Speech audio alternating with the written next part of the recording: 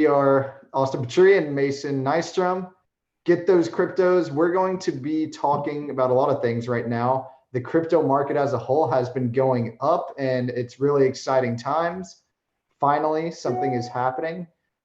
Can't say that we didn't expect this, because if you're in crypto, you've seen this before and you just kind of shrug it off. Although sometimes when you're at the bottom, it's kind of tough to see the vision, the future. But the market started jumping up after our last video, so don't want to take credit for anything, but yeah.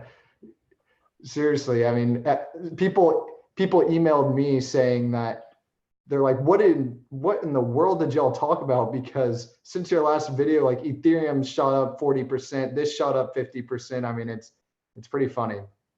But we got a lot of articles ready to talk about. We're going to be talking about, first off, just the market in general. And then we're going to be talking about Coinbase and how they acquired earn.com. And they've actually been acquiring companies like crazy. So we're going to talk about that. A lot of people from Wall Street moving to the crypto world. Why is that? We'll talk about that. And then a lot of crypto exchanges moving around to different countries that are becoming more crypto friendly.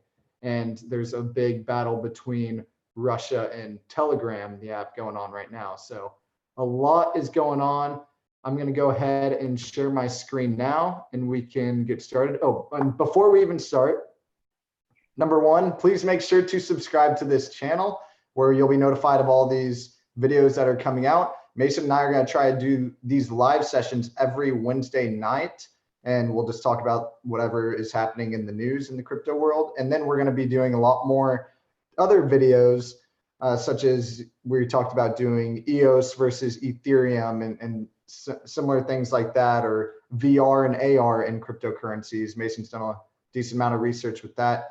Also, in the links in the description below, I've included Mason's link to his Medium, which is a blog posting website. Mason, do you want to talk a little bit about that real quick?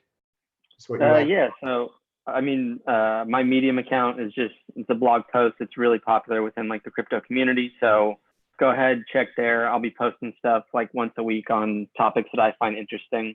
And then just, forewarning, none of this or anything you find on my blog is investment advice. We're just two people who love talking about crypto. Yep, glad you did that for me. Thank you so much. Okay, so I'm going to go ahead and share my screen, and we're going to go over a couple of articles. So you should be able to see my screen now. There's a little bit of a delay between Zoom, the program we're using, and this YouTube Live. But here we're going to look at the cryptocurrency market. I'm going to refresh that, make sure we get the most up-to-date numbers here. And I mean, if you see, literally everything is in green besides Verge, which if you heard, Verge partnered with Pornhub to have an online currency so that you can tip, I guess, porn stars and different people on the platform. And they were announcing it as the biggest announcement ever to come in crypto. They were hyping it up, and a lot of people think it's, I mean, a bad coin anyways. Do you have any insight with Verge, Mason? Yeah, I mean, I don't particularly like Verge or anything. It actually used to be called like Dark Coin Dodge or Dodge Coin Dark or something like that. But there's a lot of other cryptocurrencies trying to enter the porn industry that will probably be more successful than Verge. So. Yeah, and not to say that that's not a big partnership, because it is one of the most visited websites in the world. And it's interesting because the porn industry is oftentimes cutting edge in technology. Like, they are always the first to do all these innovative technologies, especially when it comes to the internet. Someone said like the internet was made for porn. I forgot who that was, and I didn't know if that was probably a joke looking back at it, but it's pretty crazy the amount of upcoming technology that always comes to there first. So, I mean, yeah. Don't count it out. Porn, games, and gambling always have very quick use cases. Yeah, exactly. So again, Bitcoin up 2.57%. Everything is in the green. Market cap is at 344 billion. And the 24-hour volume is more than it was yesterday. I forgot exactly what percentage. I have my app. I use this app Delta, which is great. If anyone wants to track their portfolio or see live numbers, I really like it. So it's 24-hour volume is up by 0.78%. And one thing that's really interesting is the Bitcoin dominance has been going down. So Mason, is it altcoin season yet? I don't know if we're there yet, but maybe we'll see a season later in the year.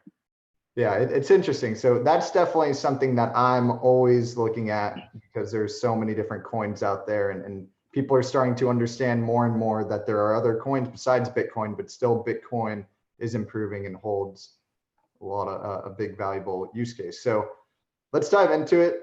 Let's first start talking about, I really wasn't planning on talking about Coinbase that much, but I just saw this news recently. You might have just woken up since you're in Hong Kong, but I don't know if you saw this yet, but another exec from Wall Street leaves to become Coinbase CFO. And Coinbase has been hiring like crazy in the past. I wrote it down here. In the past week and a half, they've hired a new CTO, CFO, and VP of communications in a week and a half. And these are big.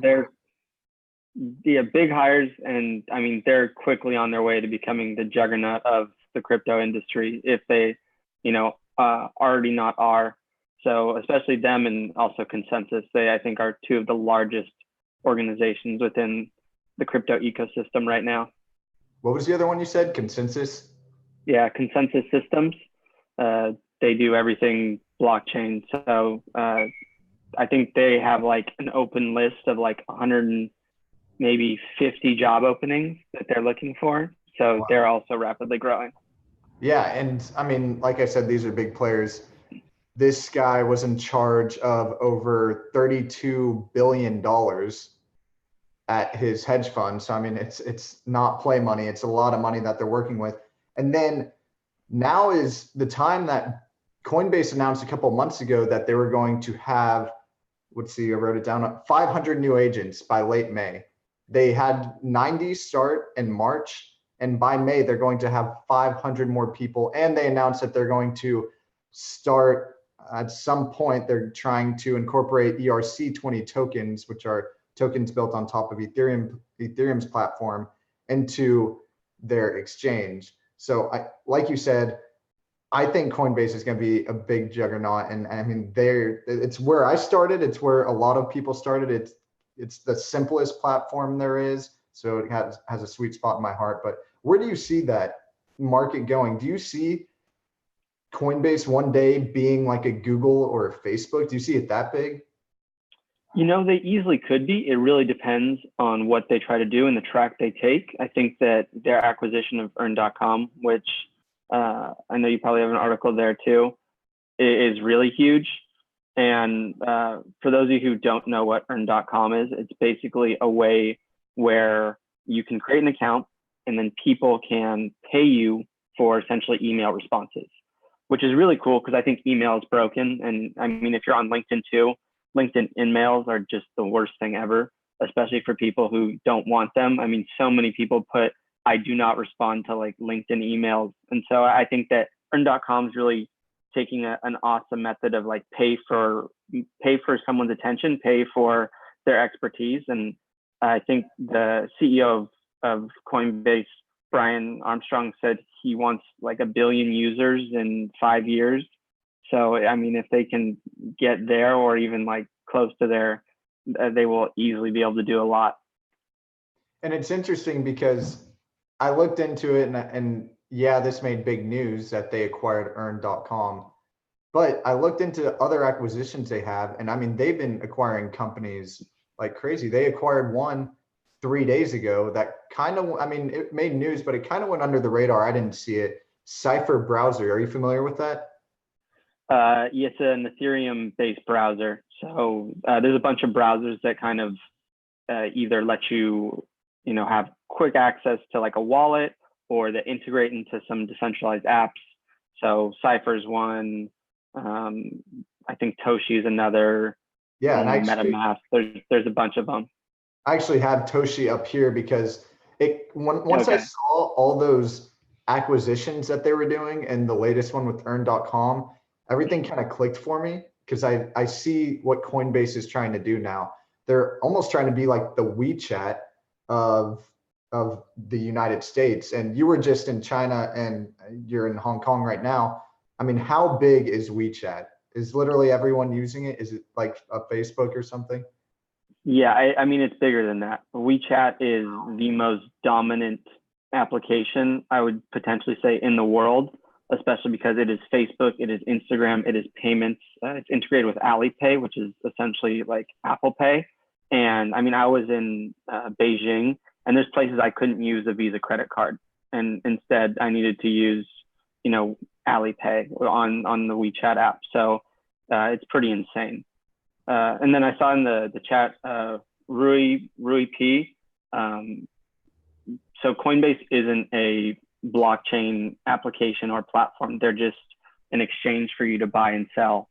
But it'll be interesting because of these acquisitions. I think they're looking to really increase infrastructure.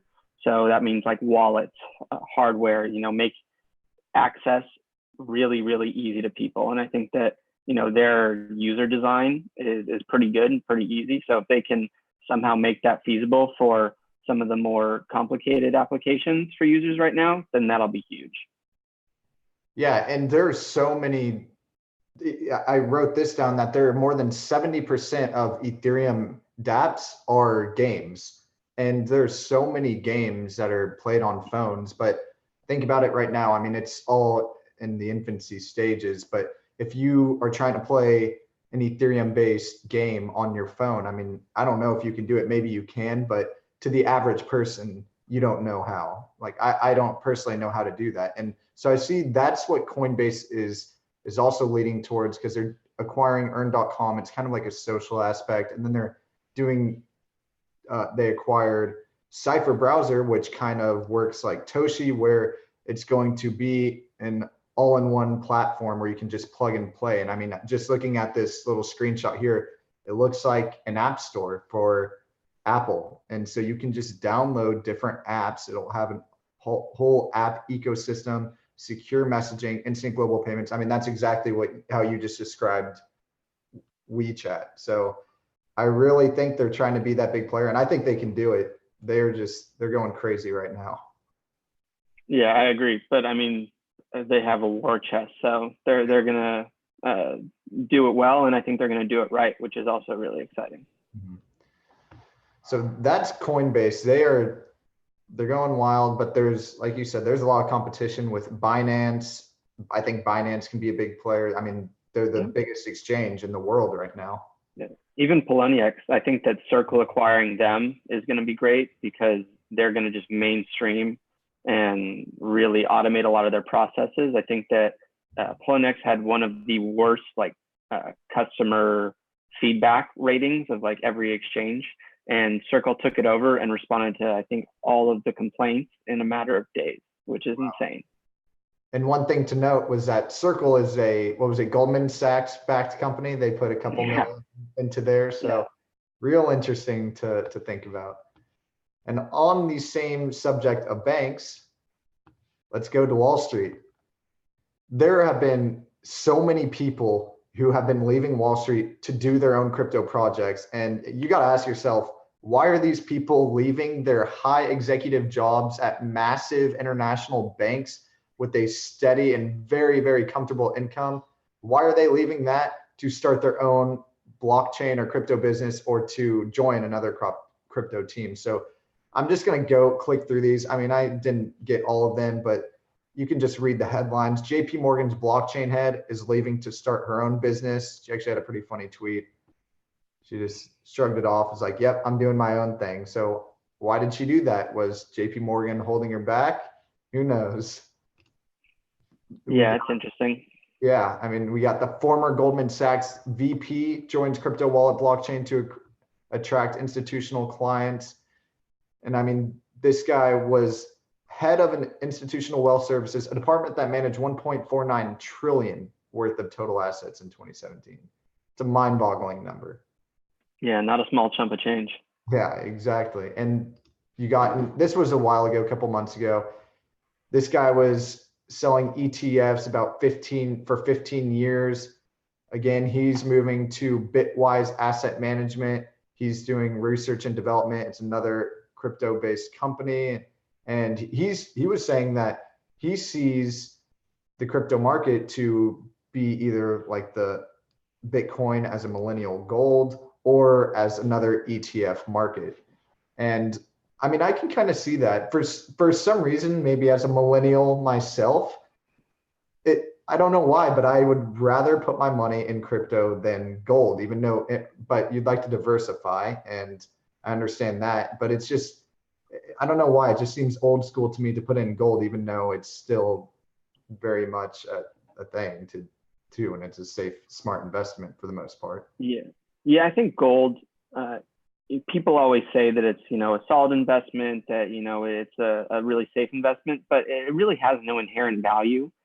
And so I don't see a stronger use case to put your, assets or your savings into gold versus Bitcoin. I think that, if Bitcoin can make a case as a store of value, which it kind of already has, then it's probably a relatively safe bet to keep your money in.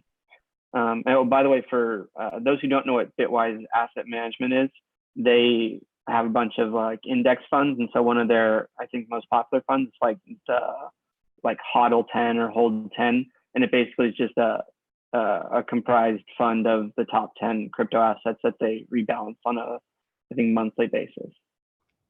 So that's also I think that'll be a really great way for people who maybe don't want to, take risks in maybe some riskier crypto assets. They can kind of just put it in a fund like that, and it'll be a safe and a little wiser investment, and it probably will beat the market. So. Yeah, and you just hit it on the head. I mean, the whole reason why Bitcoin is worth anything today is because people say it's worth something and people are buying it. And a lot of people are bashing on Bitcoin because of that. But I mean, look at the US dollar, look at gold. The US dollar is backed by the Fed and everything, but these things are only worth something because we say they're worth something. So it's really interesting to look at, and we are going to a digital age where information and digital currencies, all this stuff is incredibly important, especially to us. I mean, the younger generation, we seem to, I guess, just have kind of grown up with it, with the internet and everything. So I'm sure that has a lot to do with it. But Mason, why do you think these people, all these, and like I said, I only pulled up a couple of articles. There's a handful of people from Goldman Sachs, JP Morgan, who have left Wall Street to go to crypto companies. Why do you think this is? They see the future. They think it's the future. Yeah, I think they see the future in the sense that, crypto assets can be a multi-trillion-dollar market. And I totally agree with that. I think that, you can tokenize a lot of things. You could tokenize real estate, which alone is $1 trillion market. So I think when you integrate things like that, the possibilities are really endless. And I think that it's starting to become a point where it is almost riskier not to jump in than to jump in. Because if you, miss out on this revolution, then, whether you're an individual or a company, that's huge. The potential upside for maybe some minimal downside risk, I think really is why a lot of these people are jumping in.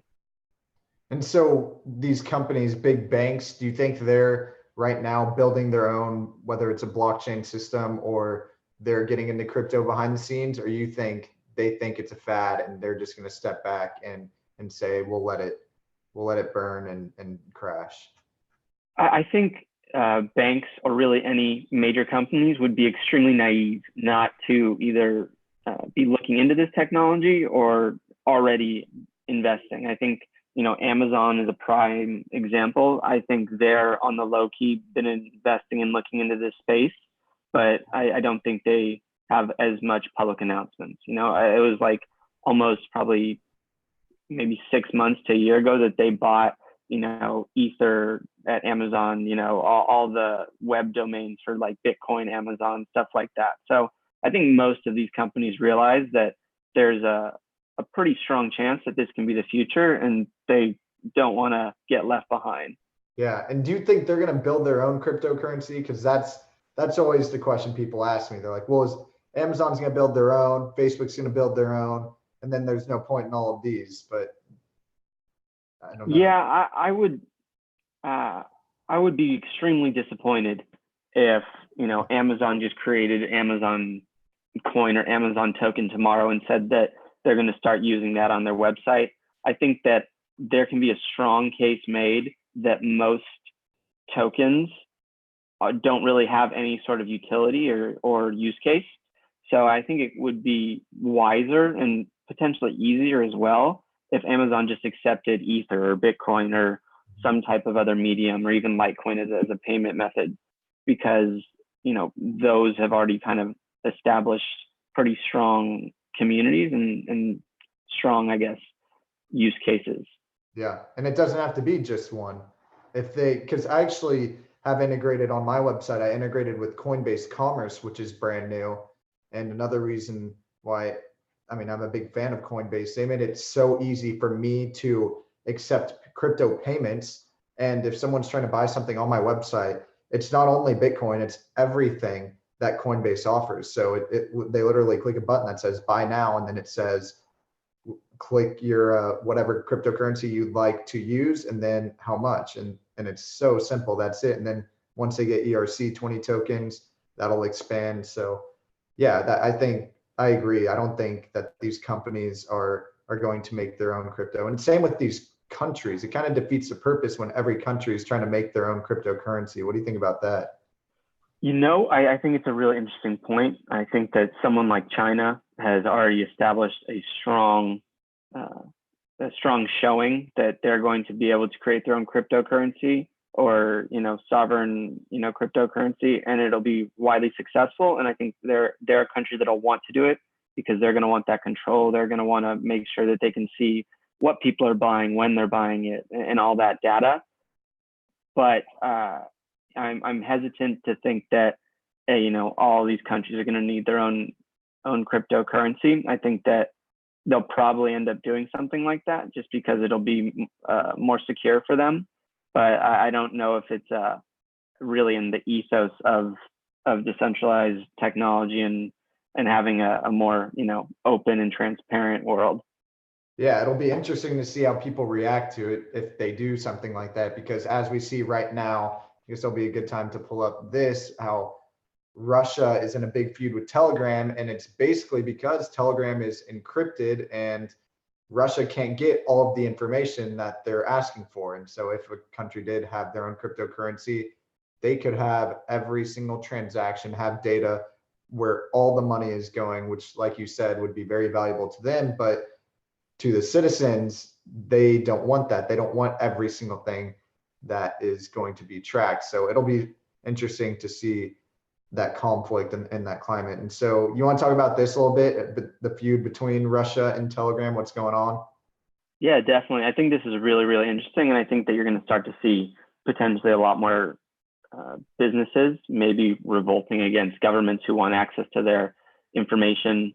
So like the whole thing with Russia and Telegram is that Telegram's a Russian-based company, and Telegram messages are encrypted, but only on a one-to-one basis. So for example, if I message Austin on Telegram, it's encrypted, but if we have a group chat, it's not, whereas WhatsApp is encrypted if you have like multiple groups. So I think that's just like one thing. But so Russia basically wants the encryption so that they can access all these messages.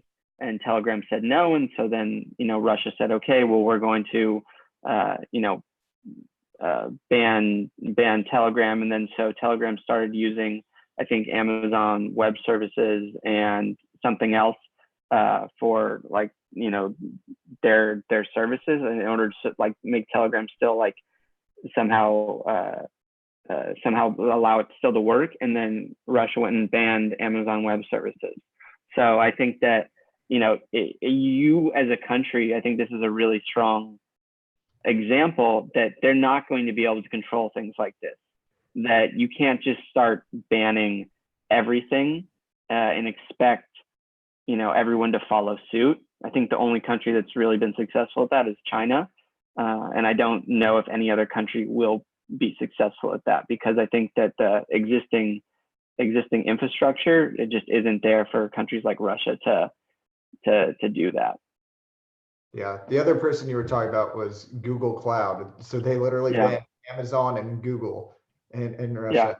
They took away all these IP addresses. They blocked them. I mean, it's crazy. And it's all the perfect storm right now, especially with what just happened with Facebook and all these people's identities got stolen. And so it's like everyone's starting to revolt. It's all just happening at the same time. So it's really going to be interesting. And I saw here that France is scared of Telegram too, and they're making their own encrypted messaging app. So similar to what we were just talking about with making their own crypto, they say they're scared of Russian and US governments to be looking at their messages or something. But seems to me that if they did this, then that they're just going to have all the information in the world. Yeah, I mean, I think that it's really, really going to change, because I will, at least I hope it will. I hope that people start really respecting their data and valuing their privacy. I'm skeptical that they will, but I think that, if you have examples like this, then maybe we can get to a place where people will actually care about their own data. Yeah, because for the most part, I mean, people do sign in through Facebook, and I'm guilty of this all the time too, and I don't even think about it, and I don't even really care to know where my information's going. I just kind of send it out there, and then something big like this Facebook scandal comes out, and I mean, half the time I'm like, well, I'm not surprised. The amount of times I've signed in through Facebook, what I post on Facebook, I mean, it's Big Brother is watching. Yes, Big Brother is watching. Yeah. And I don't know, will likely continue to try and do so. Yeah, and I don't know if this is real, but I swear at one point Facebook was listening to the conversations I was having, because I would be talking to people and I'd be saying the most obscure things. Like it was about this big Asian performance called Shenyang. Have you heard of that? Mm-hmm. There are billboards everywhere about it. I don't know, whoever does their marketing should be awarded, but literally every city I go, there's always some Shenyang advertisements. But I was talking about, I've never seen anything online. I was talking about it with my brother, and literally the day after, it shows up in my news feed, and I was like, okay, that's a little weird. And then there was something else we were talking about that was like much more obscure than that doesn't have billboards, there's no advertising or anything. It was like something very specific, like chocolate covered croissants or donuts. And then on my Facebook feed, it was like, buy all the chocolate covered croissants and donuts you want. I mean, it was absurd. And so I don't know if that's a thing, if that's just me being skeptical. No, I believe it. I believe it. Yeah, I really do. And I'm not the first person. Someone actually told me that, and I was like, there's no way, that's not happening. And then it happened to me, and I was like, okay, well, maybe there's I would not be surprised. I would probably bet money for that rather yeah, seriously. So yeah, I mean, it's crazy. And then there's all these crypto exchanges who the government is saying, just cracking down on them and saying, look, you got to either conform to this or you need to leave, or really they're not giving them an option. And the beauty of crypto is that many of these exchanges can leave. They say, okay, we're packing up and we're going to Malta. And so I got a couple of articles here. Of course, the biggest being Binance. How do you think that's going to play out? So Binance is the biggest exchange in the world, and they are moving their operations to Malta. And they announced a couple of weeks ago that they're trying to do fiat pairings to everything that's on their exchange, and which means you can buy US dollar, you can use US dollars to buy a lot of these cryptocurrencies. So where do you see that going, Mason? I think they're going to be pretty successful at it. I think that if you look at the future, and if you look at just companies in general, you don't need a huge amount and you don't need a huge employee base. You don't need thousands of workers to run your company. WhatsApp had like less than 50 employees, and it was worth over $1 billion. I think that, you're going to, because everything is so increasingly becoming digital and being moved online, and the products are online, I think that a small amount of people can run a company, and they can do it from everywhere. And with video chat and stuff like that becoming more accessible, with more Wi-Fi easily available throughout the world, you can have remote teams. So I think there's no sense in companies staying in places that aren't going to be friendly to them, and that are going to impose harsh regulations, or that are going to try and steal their data or something like that. So I think that Binance and a bunch of other companies that are doing this will be widely successful at it. And my question is, what if all these coins that are, not all of them, but what if a lot of them that are listed on Binance, what if they're deemed securities in the US, but technically you can still go on Binance's website and buy some of these coins on the exchange without any licensing, or Binance might not have to have the licensing required that would usually have to have in the United States because they're in Malta. So would that come down as an investor, someone who would want to buy some of these coins that might be deemed as securities? So I think one of two things would happen. Either one, Binance would follow SEC regulation if the US was a big enough player, like they had enough users, had a huge enough market. But I think the other option is they just don't take US citizens. And you've already seen that. A lot of places don't take Chinese citizens or Chinese nationals because they don't want to have to deal with that. Most ICOs don't accept US citizens unless you're accredited investors. So I think that companies are going to try and make it as easy for them as possible. And a lot might not want to follow the US securities law, but I think you're always going to have one or two, like Coinbase, that will follow it. So I think that maybe there will be some ones that you won't be able to access, but for the most part, I think once regulation is accepted, and once it's all pretty well laid out, it'll be fine.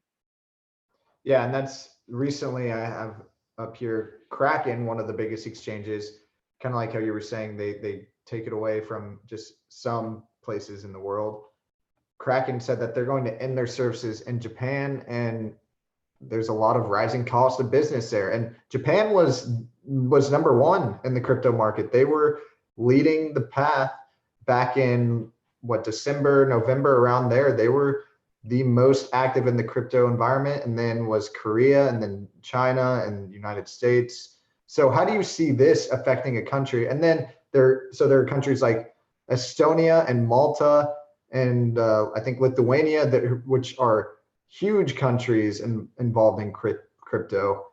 But then there are big countries like Japan who are staying away from it. So do you think that these small countries can get a big advantage, or that this could really hurt Japan in the future, or that it's just Japan will continue on and be successful, and maybe they miss out on a little opportunity?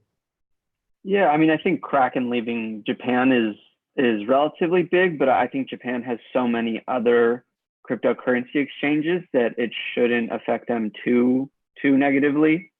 And as far as when you look at all these other countries, everyone realizes the potential and the value creation that crypto and blockchain technology can have, and they all want to be part of it. No one wants to lose on that extra added revenue and economic prosperity that it can bring. And so I think Estonia, they're doing great with their digital citizenship, and they're really ahead of the game. Malta is trying to be blockchain island, I think they've deemed themselves, which is a great name. And then I think you also have countries like Switzerland, especially, I think is one of the most pro blockchain places you can be, home to Crypto Valley, which is a small town called Zug. So I think that the places that are the most supportive are going to really bring in not only these companies, but the talent and the economic revenue that comes with it. I think it was either Latvia or Lithuania, one of them with an L. So what's the country in the Baltic? We'll test our geography skills right here. So it was one of those two countries, and they had 10% of all ICOs last year. They were based out of that country, which is probably Lithuania. Lithuania, yeah. Lithuania is north. I'm pretty sure it's northeastern Europe, though. Oh, okay. Well, never mind. I could be wrong. I could be wrong. Either way, I don't remember passing geography. So yeah. Either way, yeah, we could understand blockchain and crypto, but this was a funny joke you made earlier. How we've been trying to figure out how to get this live set up with Zoom and YouTube, how we can conduct an interview live and also share our screens with all these articles. And it's been one of the most complicated processes I've ever experienced. If you saw the video last week, it was a disaster to say the least, but we had some good content in there and hopefully everyone could hear everything. But moving forward, we figured it out. But again, blockchain's easy. Going live on YouTube is not. yeah, If you had to take away there's one the lesson. yeah. But yeah, and then I have just one more article about Hong Kong based exchange. OKEX. Okay, how do you pronounce that? OKEX? Yeah. Yeah. Good enough. Yeah, they plan to move to Malta as well. And as we just talked about, Malta is very inviting. The blockchain island, there you go. Yep. So, I mean, it's crazy to just see these small countries popping up and taking advantage of what is going to be the future. It's really exciting to see, and I'm happy for those guys. Happy for Malta. I got to go visit. Yeah, right. Yeah, and so I mean, we just went through a lot. That was a speed round. What else you got? Anything else on your mind? I'm trying to think. I mean, there's always a lot on my mind, but I think that covers it mostly for today. I don't know. I'm really excited mostly about Coinbase and where they're headed. I think that infrastructure is one of the really most needed places in the ecosystem right now. So once you can like have really easy accessible wallets and you can kind of remove a lot of that user error, I think that'll be a lot better. Yeah, I totally agree. So let's look at the chat, see if there's any questions. Everyone feel free to ask questions right now if you have any. Okay, Lithuania used to be under the Soviet Union. I was there last July and had a great time. Well, the more you know. And the taxi driver Wow. drives a BMW. Awesome. Sweet. Speaking of BMW, isn't VeChain partnered with BMW? I haven't looked into that, but I know there's something there. I don't know. I'd believe it. Yeah. Although I would take all the partnerships with a grain of salt, just as advice. Yeah, I know. And you know, a lot of people, they're like, "Oh, the company emailed us; they're our partner." Yeah, exactly. It's the Wild West out there, but luckily Really things are going up. Let's see. It's funny whenever I'm like looking on Reddit or looking at forums and all this stuff. Everyone's on the live feeds. They're always like, China's about to wake up. Asia's about to wake up. Get ready. And like everyone here is just waiting for Asia to wake up and do something in the market. So we can just like refresh this and see if anything happened. I mean, it went up a little bit, but yeah. I see someone in the chat asked, what's the difference between Bitcoin Cash, Bitcoin, and Litecoin? So briefly, I mean, the difference between Bitcoin in general and Litecoin is they use a different algorithm for their consensus. So Bitcoin, both are proof of work consensus models, but Litecoin uses more of a scripting algorithm, which is supposed to help make it more resistant to ASIC technology, which is like heavy computer chips that you need in order to mine Bitcoin. And Litecoin also is faster, has shorter block times. So an average Bitcoin, confirmation will take 10 minutes. Litecoin is a quarter of the time at 2.5. And then Bitcoin Cash is a fork of Bitcoin. So they're two different cryptocurrencies. That was a huge, huge subject of debate back when it happened. And Bitcoin Cash essentially is focusing, I guess, more on scaling through, larger block sizes. They're trying to implement, different mechanisms because the Bitcoin community doesn't really evolve as much. Bitcoin kind of, you need a 95% consensus to implement anything, and that's really hard to get. So it was just really difference of opinion. So, I mean, there's obviously more to that, but in as brief a take as possible.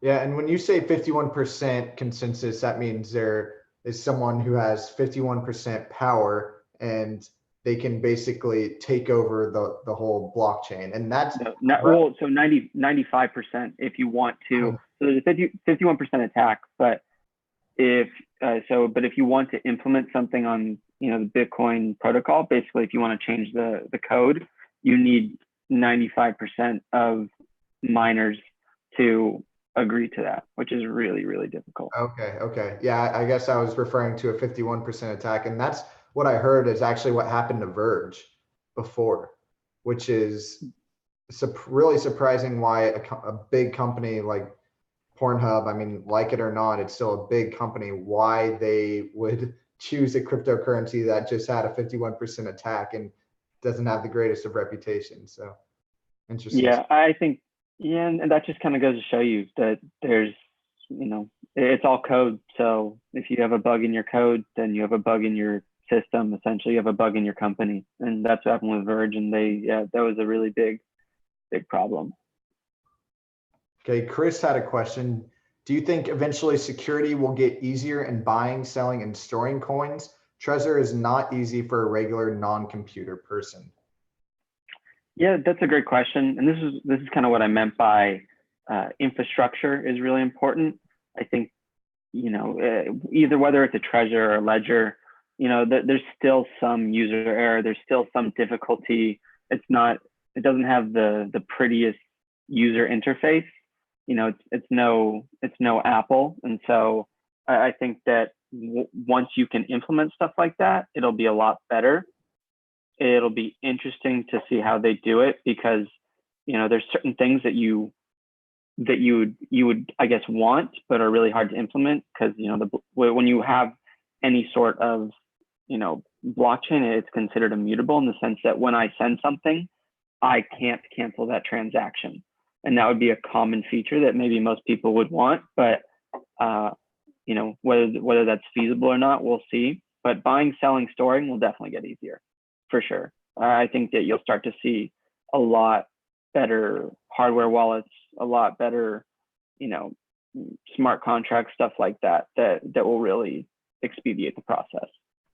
Yeah, Ledger, they released one pretty recently that looks like a little iPad. Like it's a touch screen. And Ledger Blue, yeah. Ledger Blue. So I saw that and I was like, okay, that is the most intuitive looking wallet I've seen thus far, and it looks pretty cool. So I agree that it's definitely moving in that direction. And smart contracts, we should probably do another whole video about that, because I understand smart contracts, I understand how they all work, but I still don't know exactly what it would look like if I wanted to send a smart contract. I understand that it's code, and we've kind of talked this before, but what, as someone who is just receiving a smart contract and does not know how to code or anything, what would that look like? Well, ideally, you have to look at, I think maybe a better analogy is take the internet, for example. Most people can't design a web page. Most people don't know how to interact with one. Most people don't know how the internet works in general, but they can still use it. So I think that once you can get that user,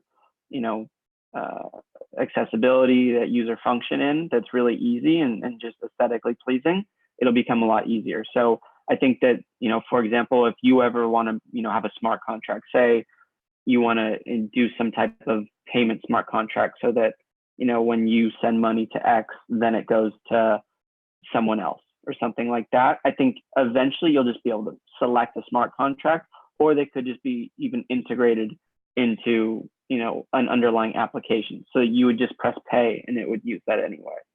Yeah. So all these things will get easier. It's just, it will take time. You just got to wait. In the meantime, some people are a little impatient, but won't come overnight. I'm reading the chat. Okay, well, if you don't have anything else, I think that was a solid session. How long did we go for? 54 minutes. Man, that flew by. First 10 minutes just hanging out waiting for people. But thank you everyone for coming and joining us. Thank you for all the great questions. Like I said, we're gonna be doing this every probably Wednesday night at 8:30 p.m. Central Time. And come, bring your friends, get some popcorn, write in the chat, and bring some more questions so we can answer. We like it when we can interact with everyone. And definitely make sure to check out Mason's Medium post. Follow him on Medium. I put the link in the section below. And also make sure to subscribe to this channel if you haven't already. Like this video, do all those good things. Let's get the ball rolling. Mason, you got anything else? No, thanks everyone. Love answering questions. Love having you guys on. Yep. All right. You all have a great night. See you later.